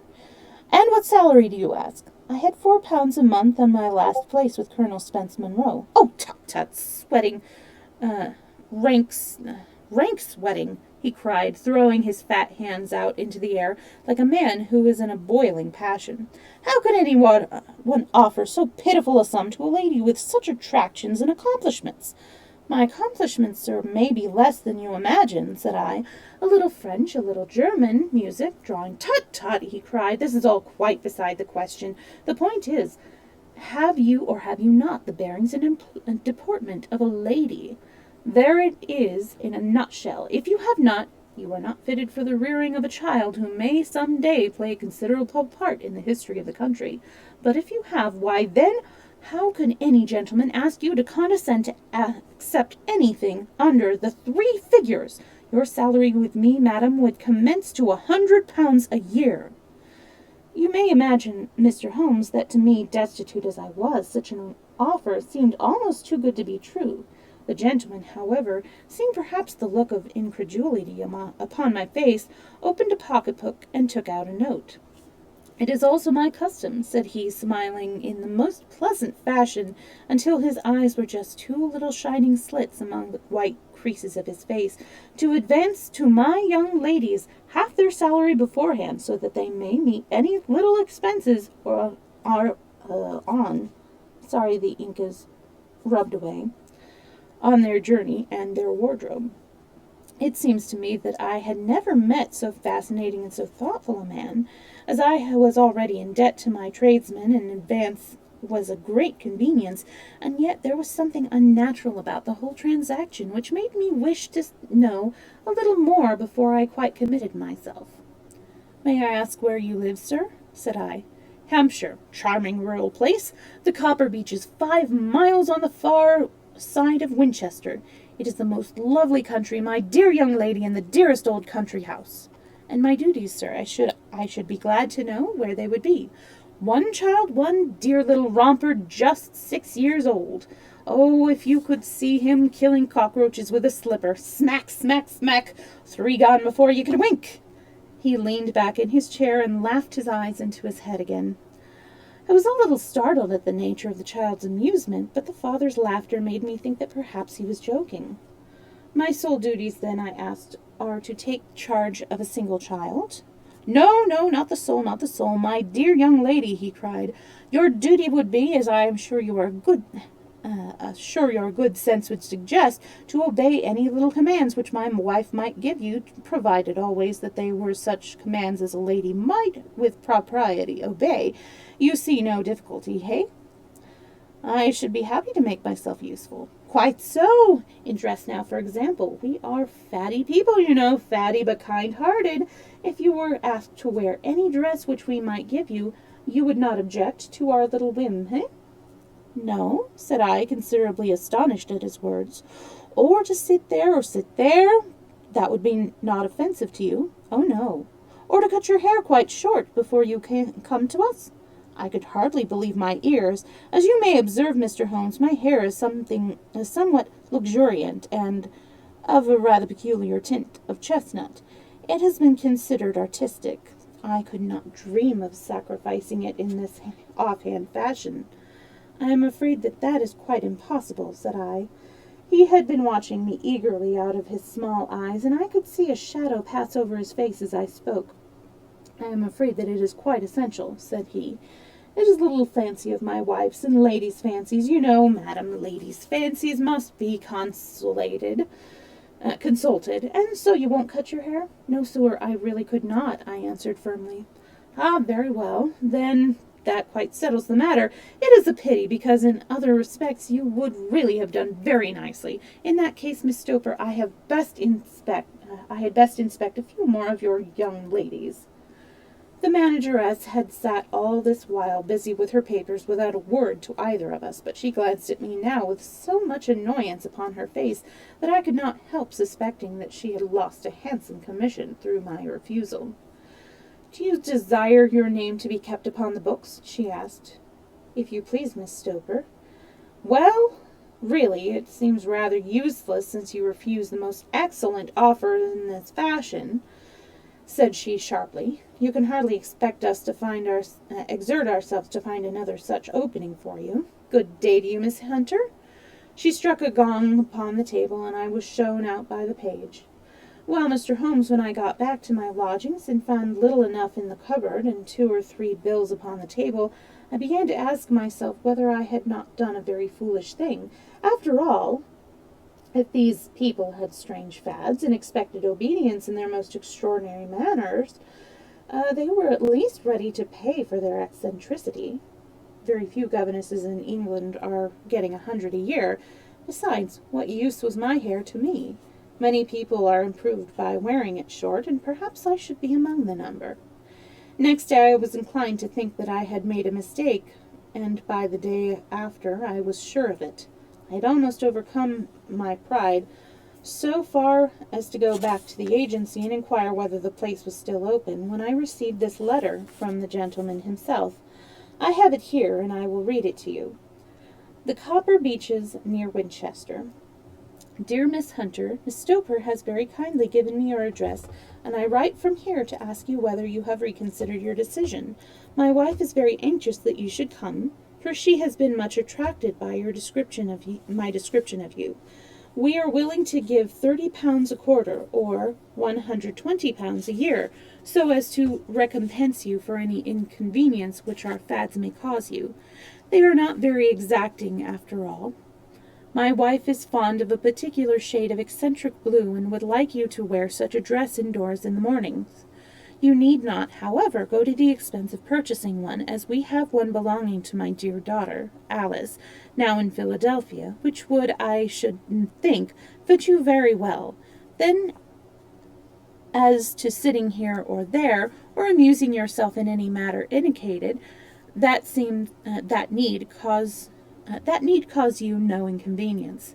As regards your hair, it is no doubt a pity, especially as I could not help remarking its beauty during our short interview, but I am afraid that I must remain firm upon this point, and I only hope that the increased salary may recompense you for your loss. Your duties, as far as the child is concerned, are very light. Now do try to come, and I shall meet you with the dog-cart at Winchester. Let me know your train. Yours faithfully, Jeffro Rucastle. That is the letter which I have just received, Mr. Holmes, and my mind is made up that I will accept it. I thought, however, that before taking the final step I should like to submit the whole matter to your consideration. Well, Miss Hunter, if your mind is made up, that settles the question, said Holmes, smiling. But you would not advise me to refuse? I confess that it is not the situation which I should like to see a sister of mine apply for. What is the meaning of it all, Mr. Holmes? I have no data. I cannot tell. Perhaps you have yourself formed some opinion? Well, there seems to me to be only one possible solution. Mr. Rucastle seems to be a very kind, good-natured man. It is not possible that his wife is a lunatic, that he desires to keep the matter quiet for fear she should be taken to an asylum, and that he humors her fancies in every way in order to prevent an outbreak. That is a possible solution. In fact, as matters stands, it is the most probable one, but in any case it does not seem to be a nice household for a young lady. But the money, Mr. Holmes, the money! Well, yes, of course, the pay is good, too good. That is what makes me uneasy. Why should they give you £120 a year when they could have their pick for £40? There must be some strong reason behind. I thought that if I told you the circumstances, you would understand afterwards if I wanted your help, and I should feel so much stronger if I felt that you were at the back of me. Oh, you may carry that feeling away with you. I assure you that your little problem promises to be the most interesting which has come my way for some months. There is something distinctly novel about some of the features. If you should find yourself in doubt or in danger— Danger? What danger do you foresee? Holmes shook his head gravely. It would cease to be a danger if we could define it, said he. But at any time, day or night, a telegram would bring me down to your help. That is enough. She rose briskly from her chair with the anxiety all swept away from her face. I shall go down to Hamptonshire, quite easy in my mind now. I shall write to Mr. Rucastle at once, sacrifice my poor hair tonight, and start for Winchester tomorrow. With a few grateful words to Holmes, she bade us both good night, and bustled off upon her way. At least, said I, as we heard her quick, firm steps descending the stairs, she seems to be a young lady who is very well able to take care of herself. And she would need to be, said Holmes gravely. I am much mistaken if we do not hear from her before many days are past. It was not very long before my friend's prediction was fulfilled. A fortnight went by, during which I frequently found my thoughts turning in her direction, and wondering what strange side alley of human experience this lonely woman had strayed into. The unusual salary, the curious conditions, the light duties, all pointed to something abnormal, though whether a fad or a plot, or whether the man was a philanthropist or a villain, it was quite beyond my powers to determine. As to Holmes, I observed that he sat frequently for half an hour on end, with knitted brows and an abstracted air, but he swept the matter away with a wave of his hand when I mentioned it. Data, data, data, he cried impatiently. I can't make bricks without clay. And yet he would always wind up by muttering that no sister of his should ever have accepted such a situation. The telegram which he eventually received came late one night, just as I was thinking of turning in, and Holmes was settling down to one of those all-night chemical researches which he frequently indulged in, when I would leave him stooped over the retort and a test tube at night, and find him in the same position when I came down to breakfast in the morning. He opened the yellow envelope, and then, glancing at the message, threw it across to me. Just look up the trains in Bradshaw, said he, and turned back to his chemical studies. The summons was a brief and urgent one. Please be at Black Swan Hotel at Winchester at midday tomorrow, it said. Do come. I am at my wit's end. Hunter. Will you come with me? Asked Holmes, glancing up. I should wish to. Just look it up, then. There is a train at 9:30, said I, glancing over my Bradshaw. It is due at Winchester at 11:30. That will do very nicely. Then perhaps I had better postpone my analysis of acetones, as we may need to be at our best in the morning. By 11 o'clock the next day we were well upon our way to the old English capital. Holmes had been buried in the morning papers all the way down, for after we had passed the Hampshire border, he threw them down and began to admire the scenery. It was an ideal spring day, a light blue sky flecked with little fleecy white clouds drifting across from west to east. The sun was shining very brightly, and yet there was an exhilarating nip in the air which set an edge to a man's energy. All over the countryside, away to the rolling hills around Aldershot, the little red and grey roofs of the farmsteadings peeped out from amidst the light green of the new foliage. Are they not fresh and beautiful? I cried with all the enthusiasm of a man fresh from the fogs of Baker Street. But Holmes shook his head gravely. Do you know, Watson, said he, that it is one of the curses of a mind that a turn like mine, that it is one of the curses of a mind with a turn like mine, that I must look at everything with reference to my own special subject. You look at those scattered houses, and you are impressed by their beauty. I look at them, and the only thought which comes to me is a feeling of their isolation and of the impunity with which crime may be committed there. Good heavens, I cried, who would associate crime with these dear old homesteads? They always fill me with a certain horror. It is my belief, Watson, founded upon my experience, that the lowest and vilest alleys in London do not present a more dreadful record of sin than do the smiling and beautiful countryside. You horrify me.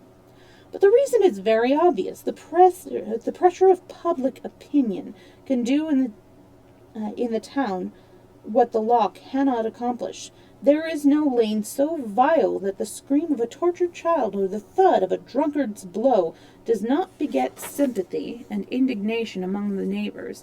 And then the whole machinery of justice is ever so close that a world of a complaint can set it going, and there is such a step between the crime and the dock.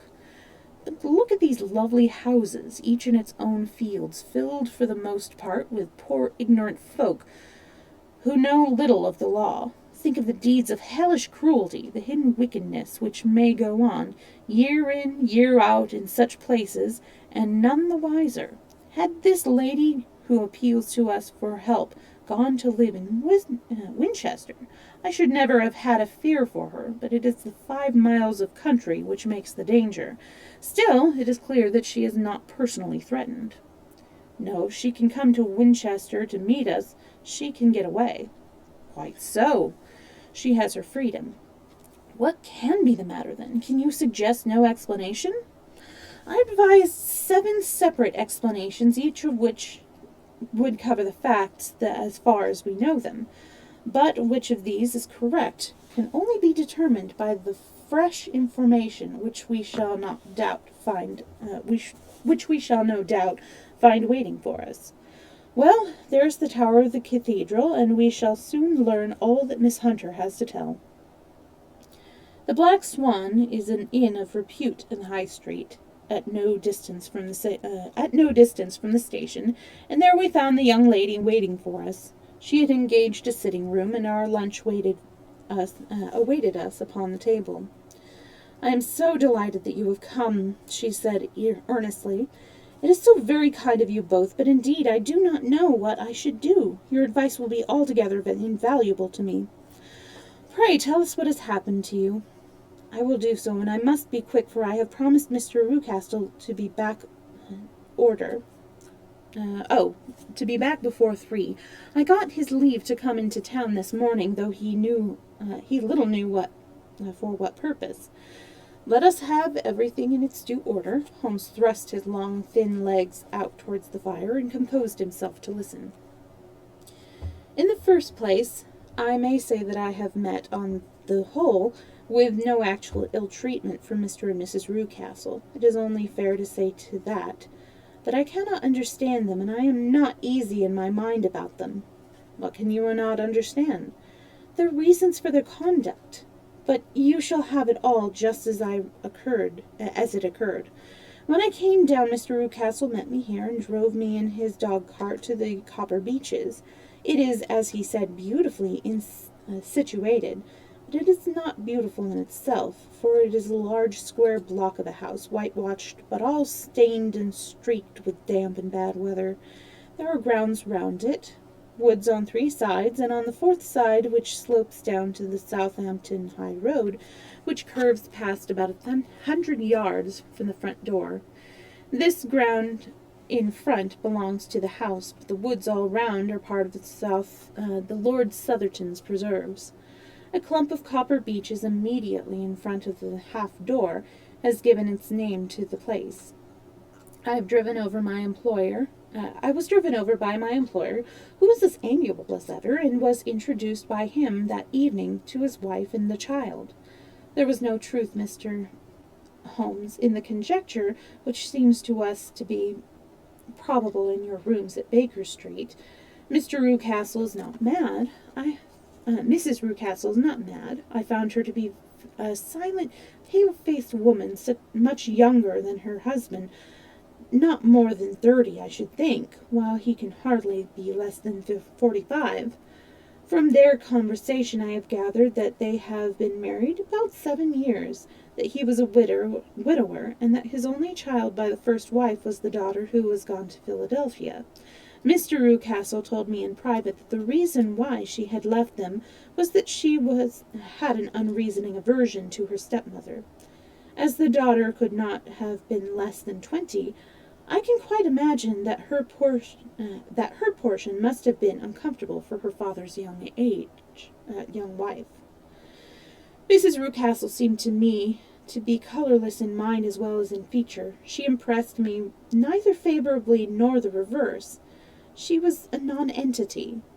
It was easy to see that she was passionately devoted both to her husband and to her little son.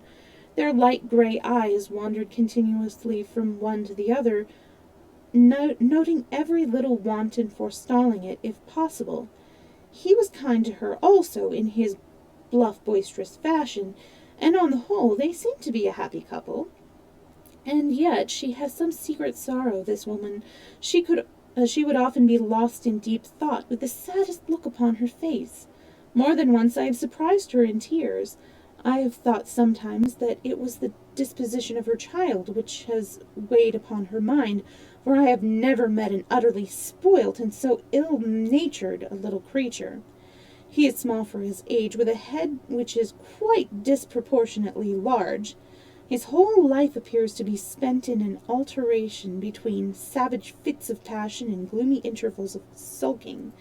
Giving pain to any creature weaker than himself seems to be his one idea of amusement, and he shows quite remarkable talent in bringing and planning the capture of mice, little birds, and insects. But I would rather not talk about the creature, Mr. Holmes, and indeed he has little to do with my story. I am glad of all the details, remarked my friend, whether they seem to you to be relevant or not. I shall try not to miss anything of importance. The one unpleasant thing about the house which struck me at once was the appearance and conduct of the servants. There was only one, a man and his there are only two, a man and his wife. Toller, for that is their name, is a rough, uncouth man, with grizzled hair and whiskers, and a perpetual smell of drink. Twice since I have been with them, he has been quite drunk, and yet Mr. Rucastle seemed to take no notice of it. His wife is a very tall and strong woman with a sour face, as silent as Mrs. Rucastle, and much less amiable. They're a most unpleasant couple, but fortunately I spend most of my time in the nursery and my own rooms, which are next to each other in one corner of the building. For 2 days after my arrival at the Copper Beeches, my life was very quiet. On the third, Mrs. Rucastle came down just after breakfast and whispered something to my husband. "Oh, yes," said he, turning to me, "we are very much obliged to you, Miss Hunter, for falling in with our whims so far as to cut your hair. I assure you that it has not distracted in the tiniest iota from your appearance. We shall now see how the electric blue dress will become you. You will find it laid out upon the bed in your room, and if you would be so good as to put it on, we could both be extremely obliged." The dress which I found waiting for me was a peculiar shade of blue. It was an excellent material, a sort of beige, but it bore unmistakable signs of having been worn before. It could not have been a better fit if I had been measured for it. Both Mr. and Mrs. Rucastle expressed a delight at the look of it, which seemed quite exaggerated in its vehemence. They were waiting for me in the drawing-room, which is a very large room, stretching along the entire front of the house, with 3 long windows reaching down to the floor. A chair had been placed close to the central window, with its back turned towards it. In this I was asked to sit, and then Mr. Rucastle, walking up and down on the other side of the room, began to tell me a series of the funniest stories that I had ever listened to. You cannot imagine how comical he was, and I laughed until I was quite weary. Mrs. Rucastle, however, who has evidently no sense of humour, never so much as smiled, but sat with her hands on her lap and a sad, anxious look upon her face. After an hour or so, Mr. Rucastle suddenly remarked that it was time to commence the duties of the day, and that I might change my dress and go to little Edward in the nursery. 2 days later, the same performance was gone through under exactly similar circumstances. Again I changed my dress. Again I changed my dress. Again I sat in the window, and again I laughed very heartily at the funny stories of which my employer had an immense repertoire, and which he told inimitably. Yeah, I guess that is the word. Then he handed me a yellow-backed novel, and, moving my chair a little sideways, that my own shadow might not fall upon the page, he begged me to read aloud to him. I read for about 10 minutes, beginning in the heart of a chapter, and then suddenly, in the middle of a sentence, he ordered me to cease and to change my dress. You can easily imagine, Mr. Holmes, how curious I became as to what the meaning of this extraordinary performance could possibly be. They were always very careful, I observed, to turn my face away from the window, so that I became consumed with a desire to see what was going on behind my back. At first it seemed to be impossible, but I soon devised a means. My hand mirror had been broken, so a happy thought seized me, and I concealed a piece of the glass in my handkerchief. On the next occasion, in the midst of my laughter, I put my handkerchief up to my eyes, and was able, with a little management, to see all that there was behind me. I confess that I was disappointed. There was nothing. At least that was my first impression. At the second glance, however, I perceived that there was a man standing in the Southampton Road, a small bearded man in a grey suit, who seemed to be looking in my direction.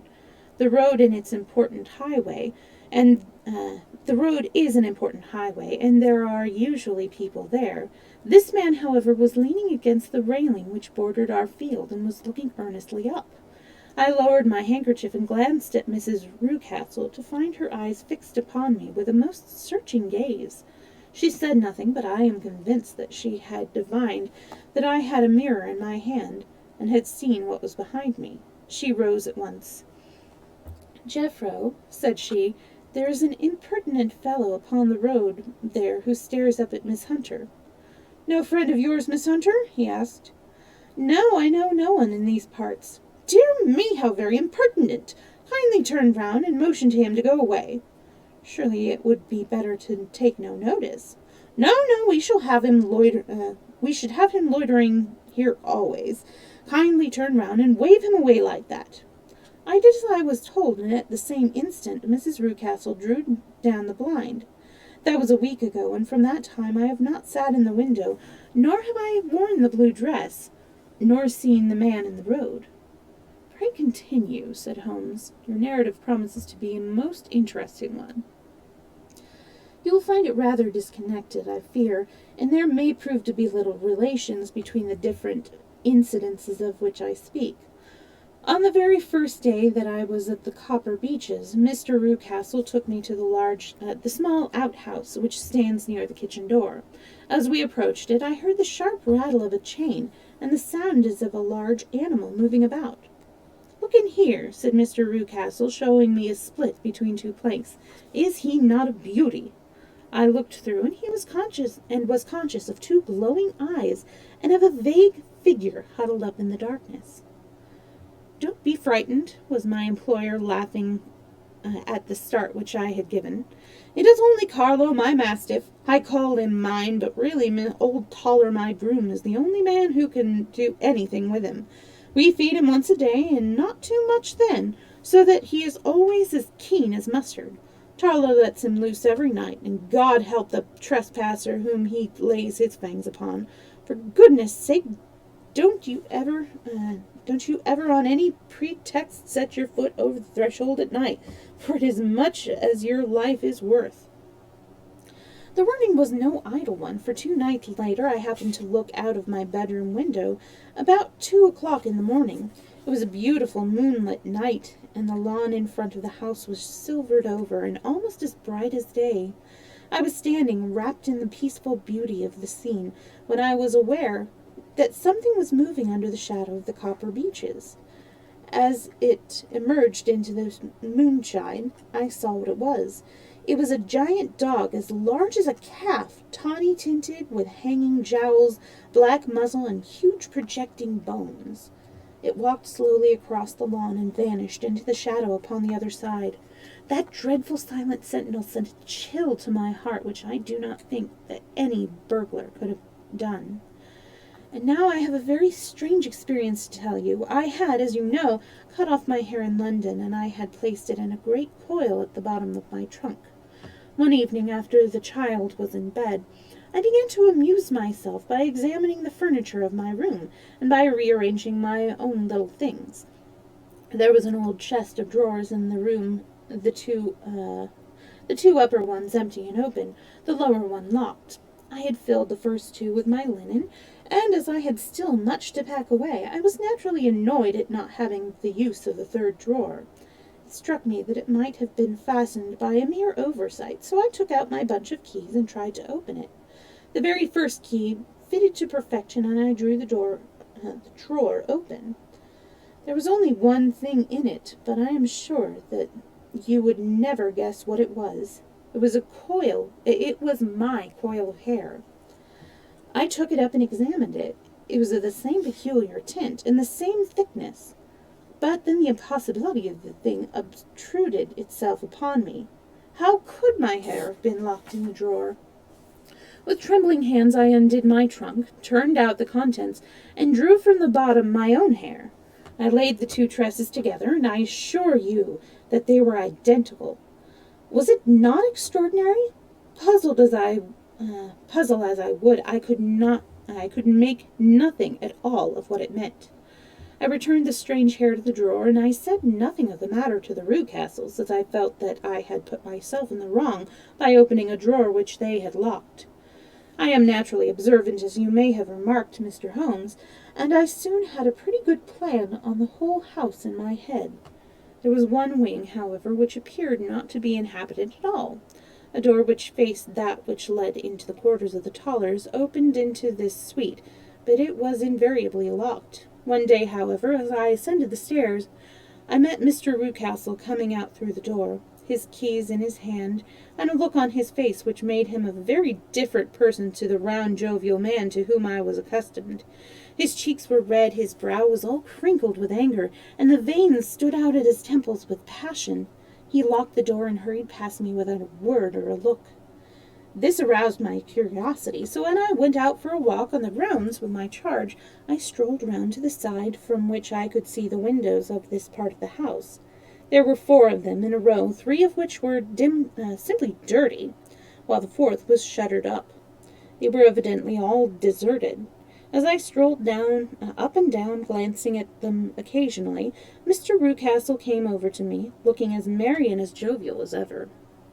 "Ah," said he, "you must not think me rude if I passed you without a word, my dear young lady. I was preoccupied with business matters." I assured him that I was not offended. "By the way," said I, "you seem to have quite a suite of spare rooms up there, and one of them has the shutters up." He looked surprised, and as it seemed to me, a little startled at my remark. "Photography is one of my hobbies," said he. "I have made my dark room up there. But, dear me, what an observant young lady we have come upon! Who would have believed it? Who would have ever believed it?" He spoke in a jesting tone, but there was no jest in his eyes as he looked at me.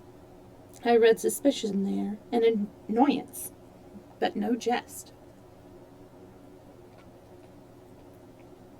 Well, Mr. Holmes, from the moment that I understood that there was something about the suite of rooms which I was not to know, I was all on fire to go over them. It was not mere curiosity, though I have my share of that. It was more a feeling of duty, a feeling that some good might come from my penetrating to this place. They talk of women's instincts. Perhaps it was women's instincts which gave me that feeling. And at any rate it was there, and I was keenly on the lookout for any chance to pass the forbidden door. It was only yesterday that the chance came. I may tell you that besides Mr. Rucastle, both Toller and his wife find something to do in these deserted rooms, and I once saw him opening a large black linen bag with him through the carrying a large black linen bag with him through the door. Recently he has been drinking hard, and yesterday evening he was very drunk, and when I came upstairs there was the key in the door. I have no doubt at all that he had left it there. Mr. and Mrs. Rucastle were both downstairs, and the child was with them, so that I had an admirable opportunity. I turned the key gently in the lock, opened the door, and slipped through. There was a little passage in front of me, unpapered and uncarpeted, which turned at a right angle at the further end. Round this corner were 3 doors in a line, and the first and third of which were open. They each led into an empty room, dusty and cheerless, with 2 windows in the one and one in the other. So thick with dirt. Sorry. Let's see, where was I?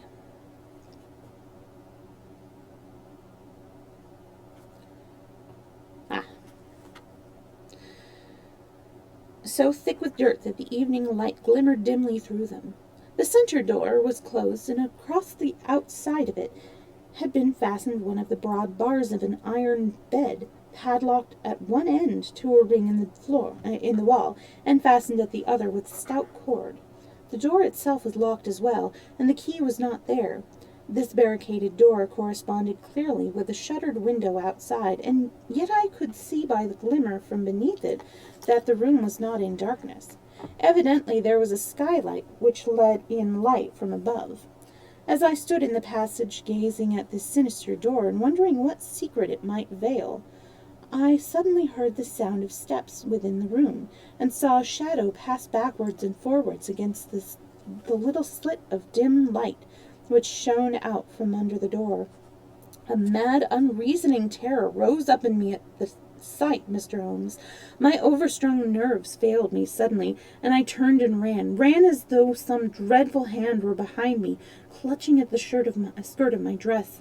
I rushed down the passage, through the door, and straight into the arms of Mr. Rucastle, who was waiting outside. "So," he said, smiling, "it was you, then. I thought that it must be when I saw the door open."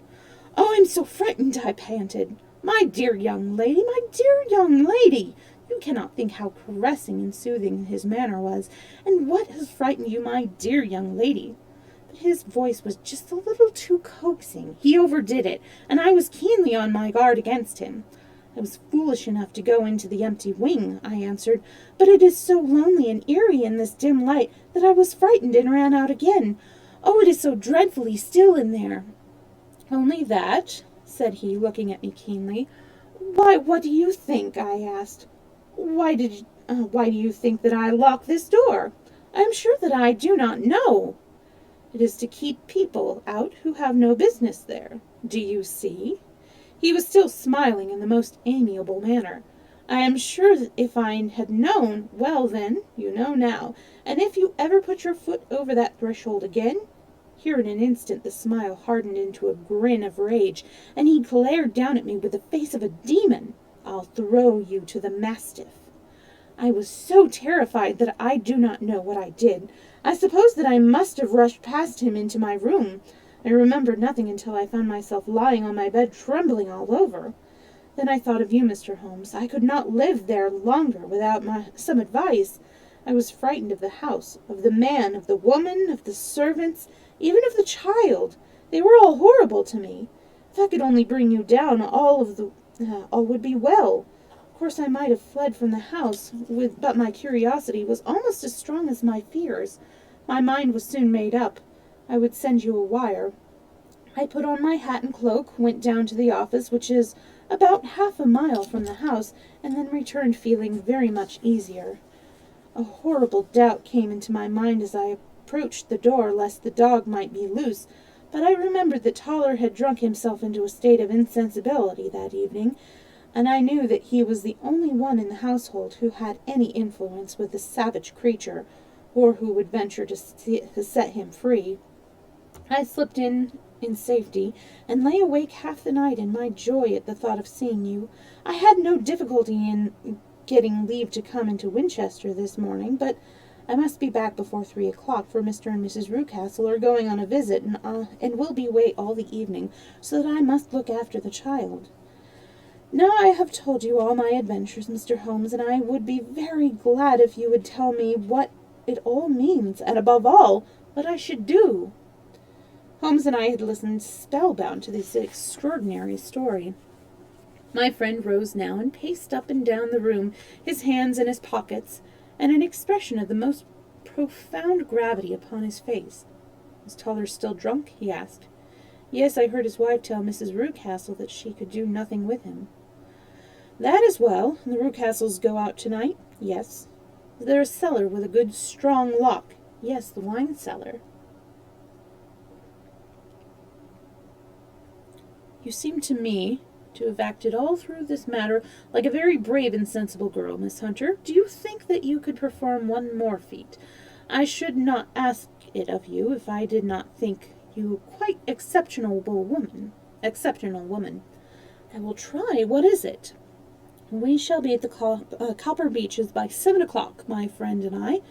The Rucastles will be gone by that time, and Toller will, we hope, be incapable. There only remains Mrs. Toller, who might give the alarm. If you could send her into the cellar on some errand, and then turn the key upon her, you would facilitate matters immensely." "I will do it." "Excellent. We shall then look thoroughly into the affair. Of course, there is only one feasible explanation. You have been brought here to personate someone, and the real person is imprisoned in this chamber. That is obvious. As to who this person is, I have no doubt that it is the daughter, Miss Alice Rucastle, as I remember right, who was said to have gone to America. You were chosen, doubtless, as resembling her in height, figure, and color of your hair. Hers had been cut off, very possibly in some illness through which she has passed, and so, of course, yours had to be sacrificed also. By a curious chance you came upon her tresses. The man on the road was undoubtedly some friend of hers, possibly her fiancé, and no doubt as you wore the girl's dress and were so like her, he was convinced from your laughter whenever he saw you, and afterwards from your gesture, that Miss Rucastle was perfectly happy and that she no longer desired his attentions. The dog is let loose at night to prevent him from endeavoring to communicate with her. So much is fairly clear. The most serious point is the case is the disposition of the child." "What on earth has that to do with it?" I ejaculated. "My dear Watson, you as a medical man are continually gaining light as to the tendencies of a child by the study of the parents. Don't you see that the converse is equally valid? I have frequently gained my first real insight into the character of the parents by studying their children. This child's disposition is abnormally cruel, merely for cruelty's sake, and whether he derives this from his smiling father, as I should suspect, or from his mother, it bodes evil for the poor girl who is in their power." "I am sure that you are right, Mr. Holmes," cried our client. "1,000 things come back to me which make me certain that you have hit it. Oh, let us not lose an instant in bringing help to this poor creature. We must be circumspect, for we are dealing with a very cunning man. We can do nothing until 7 o'clock. At that hour we shall be with you, and will not be long before we solve the mystery." We were as good as our word, for it was just 7 when we reached the Copper Beeches, having put up our trap on a wayside public house. The group of trees, with their dark leaves shining like burnished metal in the light of the setting sun, were sufficient to mark the house, even had Miss Hunter not been standing smiling at the doorstep. "Have you managed it?" asked Holmes. A loud thudding sound came from somewhere downstairs. "That is Mrs. Toller in the cellar," said she. "Her husband lies snoring in the kitchen rug. There are his keys, which are the duplicates of Mr. Rucastle's." "You have done well indeed," cried Holmes with enthusiasm. "Now lead the way, and we shall soon see the end of this black business." We passed up the stair, unlocked the door, followed on down a passage, and found ourselves in front of the barricade which Miss Hunter had described. Holmes cut the cord and removed the transverse bar. Then he tried the various keys in the lock, but without success. No sound came from within, and at the silence Holmes' face clouded over. "I trust that we are not too late," said he. "I think, Miss Hunter, that we had better go in without you. Now, Watson, put your shoulder to it, and we shall see whether we cannot make our way in." It was an old rickety door, and gave at once before our united strength. Together we rushed into the room. It was empty. There was no furniture save a little pallet bed, a small table, and a basket full of linen. The skylight above was open, and the prisoner gone. "There has been some villainy here," said Holmes. "This beauty has guessed Miss Hunter's intentions, and has carried his victim off." "But how?" "Through the skylight. We shall see how he managed it." He wrung himself up to the roof. "Ah, yes," he cried, "here is the end of a long, light ladder against the eaves. That is how he did it." "But it is impossible," said Miss Hunter. "The ladder was not there when the Rucastles went away. He has come back and done it. I tell you that he is a clever and dangerous man. I should not be very much surprised if this were he whose step I hear upon the stairs. I think, Watson, that it would be as well for you to have your pistol ready." The words were hardly out of his mouth before a man appeared at the door of the room, a very fat and burly man, with a heavy stick in his hand. Miss Hunter screamed and shrunk against the wall at the sight of him, but Sherlock Holmes sprang forward and confronted him. "You villain!" said he. "Where's your daughter?" The fat man cast his eyes round, and then up at the open skylight. "It is for me to ask you that!" he shrieked. "You thieves! Spies and thieves! I have caught you, have I? You were in my power. I'll serve you!" He turned and clattered down the stairs as hard as he could go. "He's gone for the dog!" cried Miss Hunter. "I have my revolver," said I. "Better close the front door," cried Holmes, as we all rushed down the stairs together. We had hardly reached the hall when we heard the baying of a hound, and then a scream of agony, with a horrible worrying sound which it was dreadful to listen to. An elderly man with a red face and shaking limbs came staggering out of a side door. "My God!" he cried. "Someone has loosed the dog. It's not been fed for 2 days. Quick, quick, or it'll be too late." Holmes and I rushed out and round the angle of the house, with Toller hurrying behind us. There was the huge famished brute, its black muzzle buried in Rucastle's throat, while he writhed and screamed upon the ground. Running up, I blew its brains out, and it fell over with its keen white teeth still meeting in the great creases of his neck. With much labor we separated them and carried him, living but horribly mangled, into the house. We laid him upon the drawing-room sofa, and, having dispatched the sobered Toller to bear the news to his wife, I did what I could to relieve his pain. We were all assembled round him, when the door opened, and a tall, gaunt woman entered the room. "Mrs. Toller!" cried Miss Hunter. "Yes, miss. Mr. Rucastle let me out when he came back before he went up to you. Ah, miss, it is a pity you didn't let me know what you were planning, for I have told you that your pains were wasted." "Ha!" said Holmes, looking keenly at her. "It is clear that Mrs. Toller knows more about this matter than anyone else." "Yes, sir, I do, and I am ready enough to tell you what I know." "Then pray sit down, and let us hear it, for there are several points on which I must confess that I am still in the dark." "Hi, John, I'm just about to finish story time." "I will soon make it clear to you," said she. and I'd have done so before now if I could have got out from the cellar. If there's police court business over this, you'll remember that I was the one that stood your friend, and that I was Miss Alice's friend too. She was never happy at home, Miss Alice wasn't, from the time that her father married again.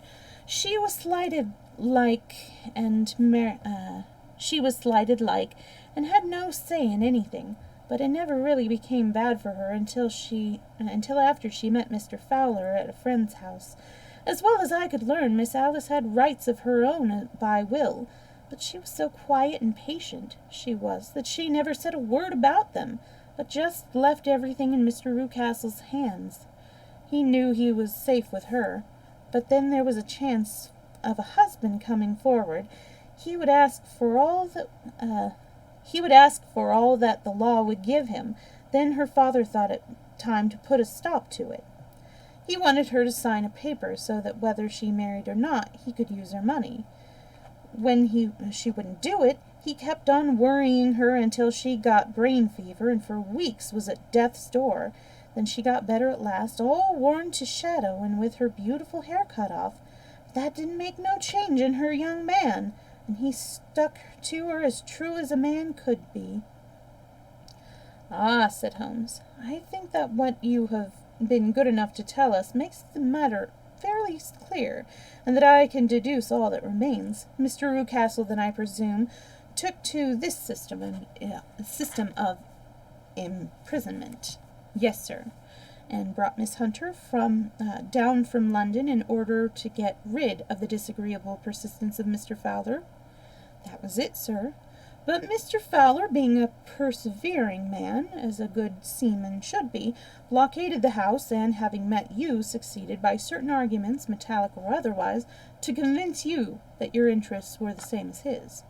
Mr. Fowler was a very kind-spoken, free-handed gentleman," said Mrs. Toller serenely, "and in this way he managed that your good man should have no want of drink, and that a ladder should be ready at the moment when your master had gone out. You have it, sir, just as it happened." "I am sure that we owe you an apology, Mrs. Toller," said Holmes, "for you have certainly cleared up everything which puzzled us, and here comes the country surgeon and Mrs. Rucastle, so I think, Watson, that we had best escort Miss Hunter back to Winchester, as it seems to me that our locus standi now is rather a questionable one." And thus was solved the mystery of the sinister house with the copper beeches in front of the door. Mr. Rucastle survived, but was always a broken man, kept alive solely through the care of his devoted wife. They still live with their old servants, who probably know so much of Rucastle's past life that he finds it difficult to part from them. Mr. Fowler and Miss Rucastle were married by special license in Southampton the day after their flight, and he is now the holder of a government appointment in the island of Mauritius. As to Miss Violet Hunter, my friend Holmes, rather to my disappointment, manifested no further interest in her when once she had ceased to be the center of one of his problems, and she is now the head of a private school at Warsaw, where I believe that she has met with considerable success. So we have come to the end of story time. Thank you very much for hanging out with me and listening to the story. Also, I had mentioned at the beginning of the stream, and you might have seen also on my Reddit, that I only have one story time left of Anne of Green Gables, and now we must choose a new one to do.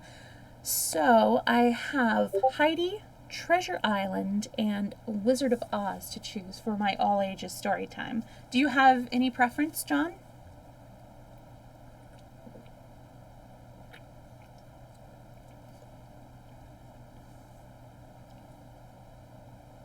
Well, you can think on it, because I have until Wednesday to figure it out. Really, it should be like Tuesday night, but I have all three of the books already in my possession.